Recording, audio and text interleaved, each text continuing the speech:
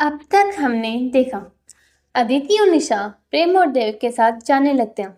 निशा अदिति के साथ जा ही रही थी क्योंकि अदिति चाहती थी।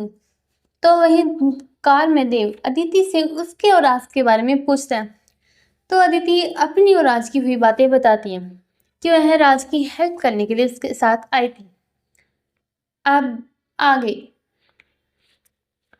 प्रेम जो अभी तक अदिति से गुस्सा था कि वह राज की पार्टनर बनकर उस पार्टी में गई। अदिति की बात सुनने के बाद उसे याद आता है कि कल अदिति उसे डिनर के टाइम यही बता रही थी, लेकिन वह जल्दबाजी में बिना सुने ही आ गया। अदिति ने तो सब कुछ पहले ही बता दिया था, कुछ भी ना छुपाने की दृष्टि से, लेकिन कहीं कल वही जल्दी में था तो नहीं सुन पाया।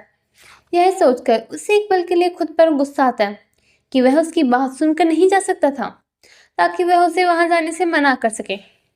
तो दूसरी तरफ यह सोचकर कि उसके दिल में राज के लिए कोई भी फीलिंग नहीं है, उसे अच्छा लगता है कि अदिति ने उसकी मदद एज ए फ्रेंड की है और उसने कहीं जाने से पहले उसे बताना जरूरी समझा।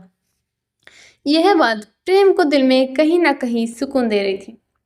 लेकिन तभी उसको राज का अदिति को देखने का तरीका याद आता है, जिसमें साफ साफ अदिति के लिए प्यार झलक रहा था। यह सोचकर उसे गुस्सा आता है और अदिति को राज से दूर रखने के बारे में सोचता है।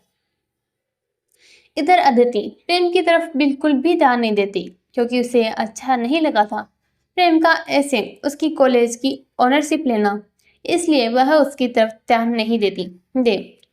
एक नज़र प्रेम के पास देख अदिति के पास देखते हुए, वैसे आप दोनों की दोस्ती काफ़ी गहरी है, तभी तो आप उसकी हेल्प करने के लिए इतनी जल्दी मान गई। अदिति, दोस्ती निभाने के लिए होती है। वैसे भी राज ने हमेशा मेरी हेल्प की है, तो मैं कैसे मना कर सकती हूँ जब उसे मेरी हेल्प की ज़रूरत पड़ी तो। प्रेम गुस्से में अपने मन में, तो क्या कल को वो कहेगा कि मुझे तुम्हारी हेल्प की नीड है, मुझसे शादी कर लो तो कर लोगी। देव की नज़र प्रेम के चेहरे पर जाती है जो एक्सप्रेशन लेस था। देव मने, मुझे पता है तू इमोशन छुपा रहा है और तुम्हें बुरा लग रहा है, लेकिन तुम्हारे मुंह से बात सुनने और तुम्हें अपने प्यार का एहसास दिलाने के लिए अब मुझे राज नाम की चिड़िया का यूज़ करना ही होगा ताकि तू खुद से ना छिपे और तुझे तेरे हिस्से का प्यार मिल सके। देव, बिल्कुल सही कहा आपने। वैसे आप दोनों आज साथ में काफ़ी अच्छे लग रहे थे। एक पल के लिए तो मैं भी धोखा खा गया। प्रेम देव को घूर कर देखता है, वही खुद को ऐसे घूरते देख देव एक पल के लिए डर जाता है, लेकिन फिर हिम्मत कर दोबारा बोलता है।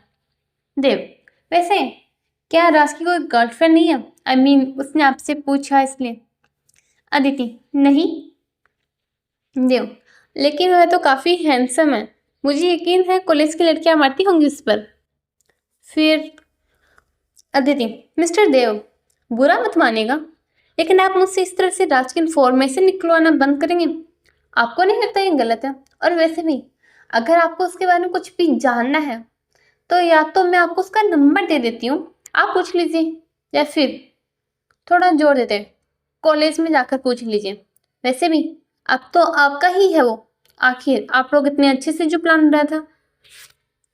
अदिति की बात सुनकर और उसका कहने का मतलब समझ देव चुप हो जाता और ड्राइव करने लगता है। वही प्रेम भी अदिति की बात समझ रहा था कि वह क्या कहना चाहती है और उसने अभी अपना मुंह क्यों फुलाया हुआ है, जिसे सोचकर उसके चेहरे पर एक हल्की सी मुस्कुराहट आ जाती है।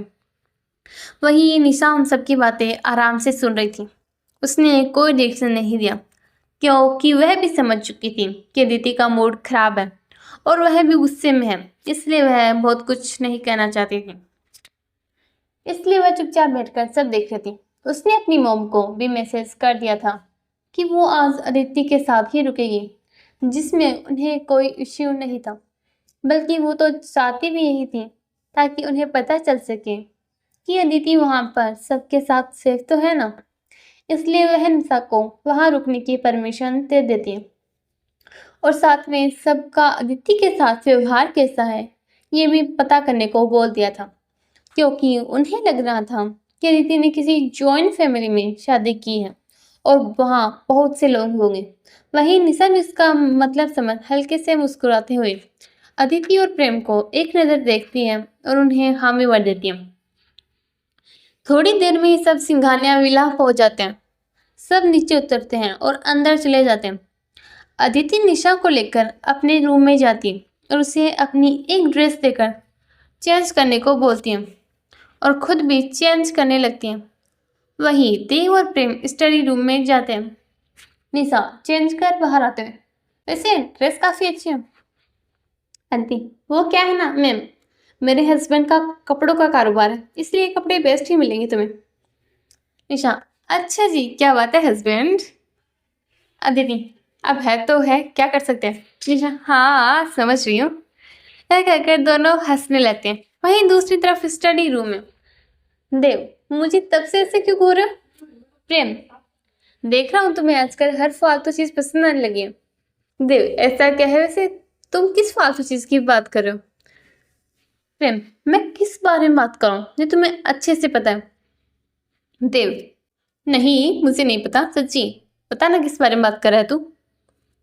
प्रेम तो तुम्हें कुछ समझ नहीं आ रहा है मैं क्या बोल रहा हूँ? देव नहीं।